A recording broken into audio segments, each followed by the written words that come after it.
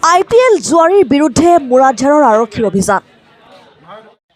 কালি মুৰাজহাৰৰ দেৱস্থানত আৰক্ষীয়ে অভিযান চলাই গ্ৰেপ্তাৰ কৰে ৮টাকৈ জুৱাৰীক। ধৃত জুৱাৰীকেইটা ক্ৰমে নিকুজ্জামান, জাকিৰ হুছেইন, মন্নাফ আলী, আলিমুদ্দিন, ফয়জুল হক, আনোৱাৰ হুছেইন, চেলিমুদ্দিন আৰু ৰফিকুদ্দিন। আটাইকেইটা জুৱাৰীকে সোধপোছ কৰাৰ অন্তত হোজাইৰ শংকৰদেৱ নগৰ আদালতত হাজিৰ কৰাই ন্যায়িক জিম্মালৈ প্ৰেৰণ কৰে। বিগত কিছুদিন ধৰি হোজাই জিলাৰ বিভিন্ন প্ৰান্তত আৰক্ষীৰ ধাৰাবাহিক অভিযানত গ্ৰেপ্তাৰ হৈছিল বহুকেইটা জুৱাৰী। এই জুৱাৰ কবলত পৰি ইতিমধ্যে বহু পৰিয়াল সৰ্বহাৰা হোৱাৰো অভিযোগ উত্থাপিত হৈছে।